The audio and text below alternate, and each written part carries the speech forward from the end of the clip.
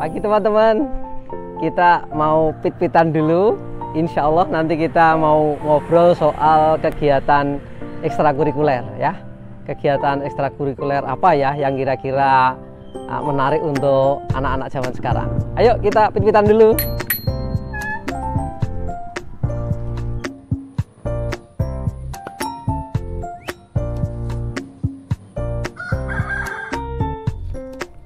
Assalamualaikum warahmatullahi wabarakatuh. Teman-teman, kita habis sepedaan. Ayo kita ngobrol tentang dunia pendidikan kita lagi ya. Pagi ini saya mau ajak ngobrol tentang kegiatan ekstrakurikuler di sekolah. Mungkin teman-teman masih ingat waktu SMA dulu kegiatan ekstrakurikuler apa yang pernah diikuti. Mungkin ada yang pernah ikut cabang olahraga ya, misalnya basket, voli, atau sepak bola bagi yang laki-laki itu menjadi favorit, atau ikut kelas komputer atau pramuka dan sebagainya. Nah, semuanya itu bermanfaat bagi kita sekalian ya, karena hal-hal yang penting itu kan tidak semuanya bisa masuk dalam struktur kurikulum formal.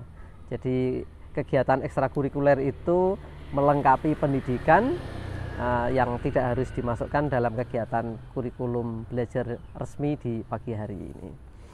Nah, kegiatan ekstrakurikuler apa ya yang kira-kira bermanfaat dan mungkin membekali anak-anak di masa-masa yang akan datang.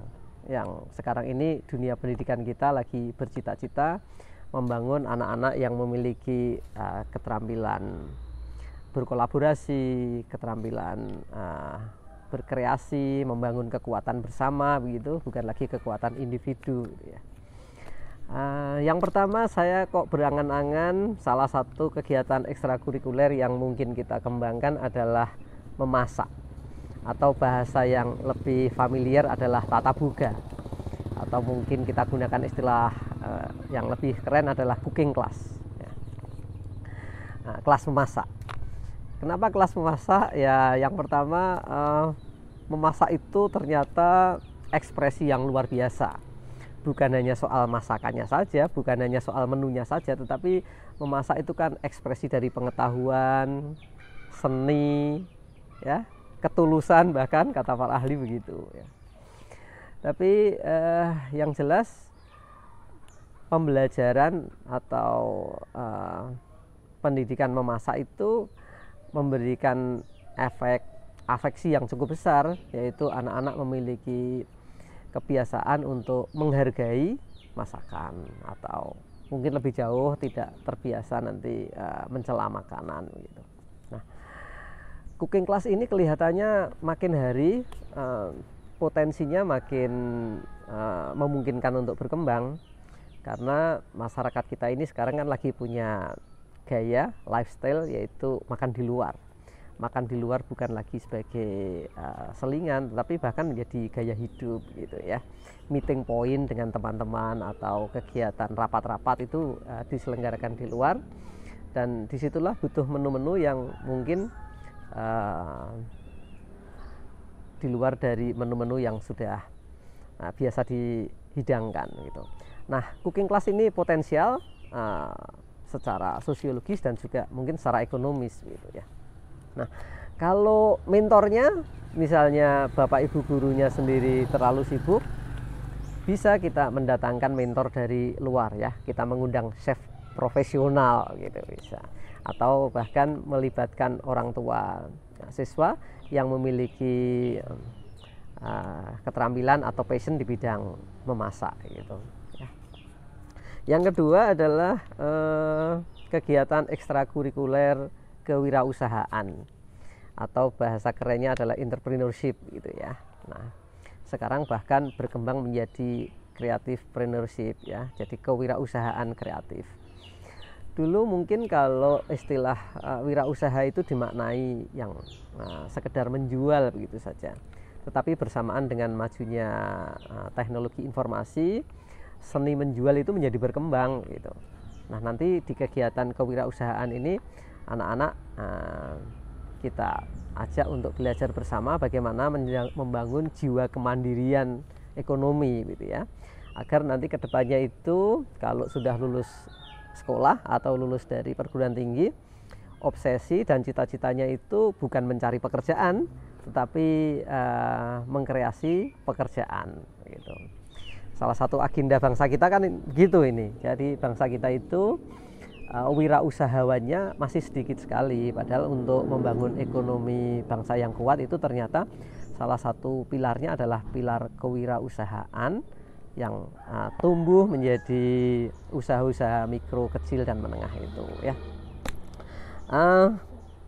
Kegiatan ekstrakurikuler kewirausahaan ini juga potensial karena ke depan itu dunia bisnis itu akan berkembang.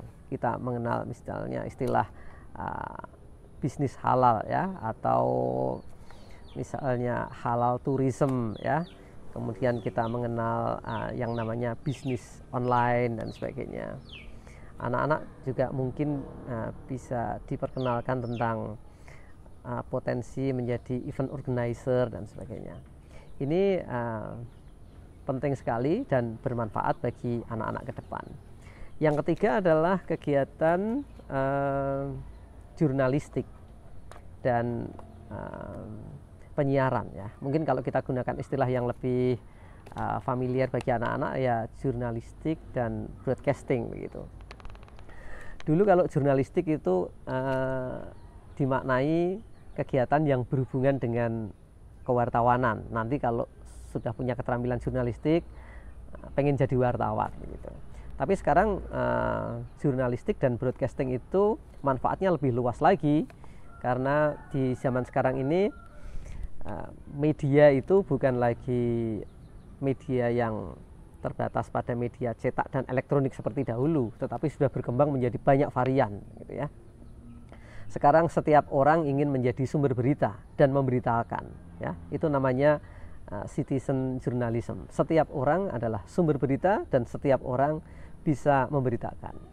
Nah, produk-produk citizen journalism itu banyak ya. Kita lihat misalnya anak-anak muda yang membuat konten kreatif ya, menjadi YouTuber, vlogger ya, atau menjadi personal coach online ya. Ada lagi yang jadi influencer benih-benih kebaikan dan sebagainya. Nah, ini manfaatnya bukan soal hal-hal seperti itu tadi saja, tetapi yang jelas di zaman sekarang ini salah satu problem bangsa kita kan, masyarakat kita itu sebagian masih perlu pendidikan bijak dalam bermedia. Tidak mudah mengkonsumsi sumber berita dan isi berita yang kadang-kadang kurang terpercaya, dan anak-anak dengan pendidikan jurnalistik dan penyiaran ini atau broadcasting ini juga punya literasi media, bagaimana memproduksi media secara bijaksana ya. Yang berikutnya lagi adalah riset dan inovasi. Nah, kalau dengar istilah riset itu kesannya selama ini berat begitu ya. Bahkan teman-teman mahasiswa juga kadang-kadang kalau di semester-semester akhir itu kalau sudah menyusun rencana penelitian itu kesannya menjadi sesuatu yang berat begitu, dan bahkan tidak banyak ya yang merasa bahwa penelitian itu sesuatu yang making happy ya, membuat senang gitu enggak. Nah, kegiatan penelitian itu kan sebetulnya kegiatan yang menjadi jembatan atau pintu kita membuka rahasia alam ya, misteri alam semesta ini kita bisa mengerti isinya kalau dengan melakukan riset gitu. Nah, selama ini kita itu pengetahuannya bukan lebih banyak berbasis riset, tetapi pengetahuan itu kita dapatkan lebih banyak berbasis informasi gitu ya. Misalnya berapa lama ayam itu mengerami telurnya hingga menetas.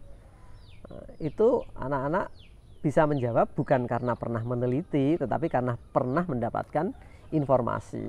Gitu. Berapa lama daya tahan sayuran kangkung itu dalam suhu ruangan.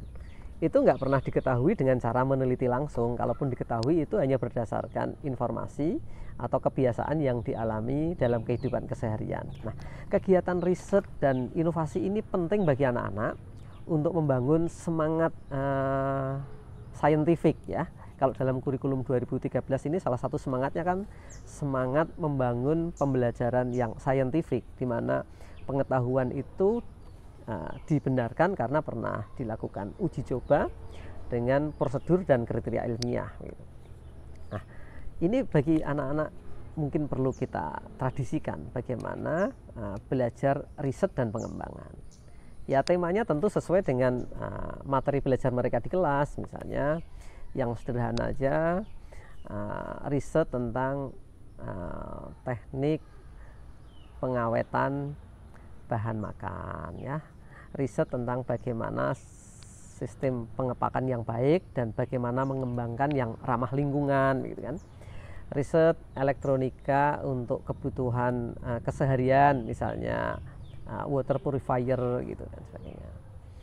Nah, ini masih sangat minim sekali ekstrakurikuler riset dan pengembangan di sekolah-sekolah kita ini. Mari kita coba itu ya, bukan hanya natural science tapi juga riset di bidang social science ya. Misalnya, mengapa masyarakat itu kalau di bulan Ramadan itu kok daya konsumsinya lebih tinggi dibanding bulan-bulan sebelumnya gitu kan. Faktor-faktor apa yang mendorong gitu. Ini juga bagian dari riset di ranah social science ya. Yang berikutnya lagi adalah kegiatan palang merah remaja ya. Palang merah remaja itu mungkin dulu pernah kita ikuti, tetapi rupa-rupanya sekarang ini kok kurang populer gitu. Kegiatan palang merah remaja ini mungkin perlu kita dorong lagi. Karena yang pertama, bangsa kita ini alhamdulillah hidup sebagai bangsa yang berada di atas tanah yang subur gitu. Tetapi kita juga harus menyadari bahwa kita ini berada pada daerah yang juga banyak potensi bencana alam ya, misalnya kegempaan ya. Gunung Merapi yang memberikan kesuburan tanah juga disertai dengan potensi suatu saat bisa erupsi.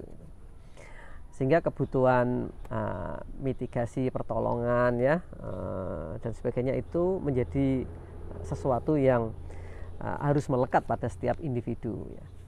Kita juga melihat gejala di mana disparitas antara yang kaya dengan yang miskin itu juga masih menganga ya. Kemudian kita juga melihat sekarang ini ada kecenderungan orang untuk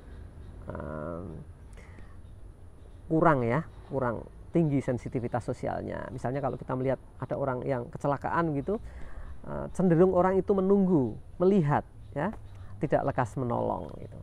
Nah, kegiatan ekstrakurikuler palang merah remaja ini penting sekali didorong, bukan hanya untuk soal-soal yang emergensi tersebut, tetapi juga untuk hal-hal yang sifatnya itu social engineering ya. Bagaimana memberikan bantuan kepada masyarakat, rekayasa sosial dan juga pemberdayaan masyarakat. Kegiatannya ya banyak, bukan hanya soal memberikan pertolongan pada teman-teman yang sedang menghadapi musibah, tetapi juga misalnya melakukan penggalian dana, kemudian melakukan pendampingan pada masyarakat yang mungkin secara sosial, secara ekonomi, dan secara psikologi butuh pemberdayaan. Nah, inilah kira-kira beberapa kegiatan ekstrakurikuler yang mungkin itu bisa kita kembangkan. Anda punya ide apa? Saya tunggu, mari kita diskusikan. Terima kasih, selamat pagi. Assalamualaikum warahmatullahi wabarakatuh.